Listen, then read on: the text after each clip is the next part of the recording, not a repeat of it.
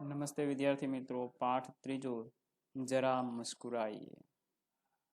जीवन में हास्य का बहुत ही महत्व है। हास्य जीवन के दुख को भुलाकर नई उमंग भर देता है। हंसने से हमारा स्वास्थ्य अच्छा रहता है। आइए कुछ ऐसे चुटकुले पढ़े कि जो आपको मुस्कुराने के लिए मजबूर करेंगे।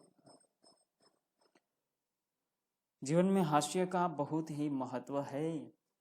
हास्य जीवन के दुख को भुलाकर नई उमंग, नए उत्साह हमारे जीवन में भर देते हैं। हंसने से हमारा स्वास्थ्य अच्छा रहता है।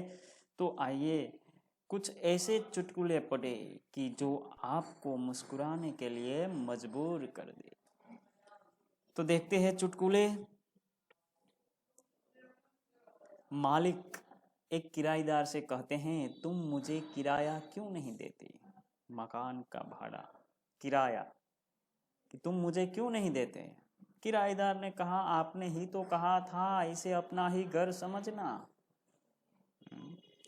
क्या कहा किराएदार ने? कि आपने ही तो कहा था इसे अपना ही घर समझना। विद्यार्थी मित्र, जब किसी घर को हम अपना ही घर समझ बैठे तो किराया किस बात का? है ना मजेदार चुटकुला।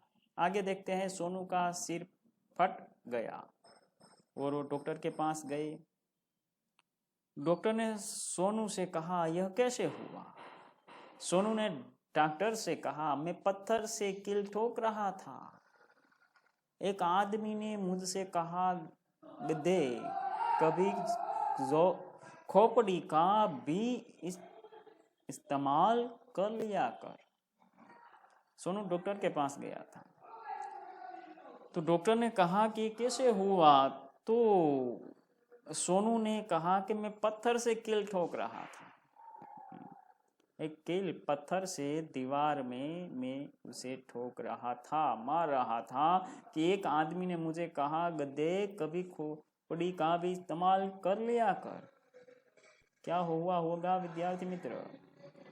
हुआ यूं कि उसने अपने सिर से कील ठोकी होगी तो उसे सिर में लगा।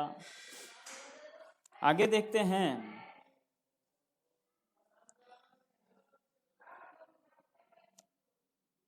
जरा ऊंचे बोले। माफ करे अंकल, इससे ऊंचा होकर मैं नहीं बोल सकता। फोन में बात कर रहे थे, आवाज सुनाई नहीं दे रहा था। तो एक भाई ने टिपोय पे टिपोय, टिपोय पे टिपोय ऐसे रखकर चार पाई की तरह इस तरह ऊंचे ऊंचे ऊंचे चढ़कर जरा ऊंचा बोले, ऐसा कहे। सामने से आवाज आई, माफ करे अंकल, इससे ऊंचा होकर मैं नहीं बोल सकता। आगे देखते हैं। मजे से चुटकुले हम सुने, बहुत स्वास्थ्य के लिए अच्छे हैं। हंसना जरूरी है। डब्बू, इतिहास में तुम फेल कैसे हो गए? पिताजी ने पूछा डब्बू से कि तुम इतिहास में फेल कैसे हो गए? तो डब्बू ने पिताजी को कहा कि क्योंकि सभी प्रश्न उस समय के पूछे गए थे जब मैं पैदा भी नहीं हुआ था। तो मुझे कैसे याद होगा कि कब क्या हुआ? ये चुटकुले। मुन्ना, पापा, कल मैंने रात के 1:30 बजे तक पढ़ाई की। मुन्ना ने ऐसा पापा से कहा। पिता ने कहा, शाबाश बेटे, लेकिन रात को 11 बजे के बाद तो सारे मोहल्ले की लाइट चली गई थी।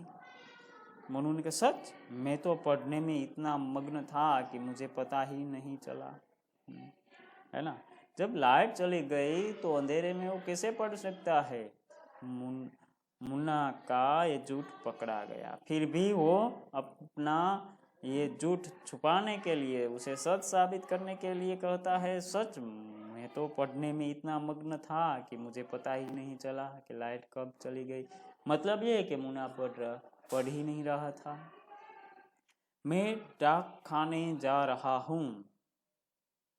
आदमी ही कितना भूखा है, कागज पत्र भी खा जाता है। संधि, ईश्वर संधि छुटा कीजिए। मैं डाक खाने जा रहा हूँ। डाक खाने, डाक यानी कि पत्र। तो उस आदमी ने कहा कितना भूखा है, कागज पत्र भी खा जाता है, डाक खाने जा रहा हूँ, यानी कि पोस्ट ऑफिस जा रहा हूँ, इसका कहना का मतलब ये है। और वो आदमी ये समझता है कि वो कागज पत्र भी खा जाते हैं।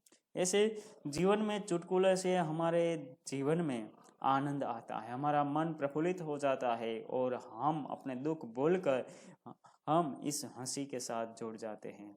तो हंसना जरूरी है, हंसेंगे तो हमारा स्वास्थ्य अच्छा रहेगा, इसलिए हंसना जरूरी है। अस्तु विद्यार्थी मित्रों।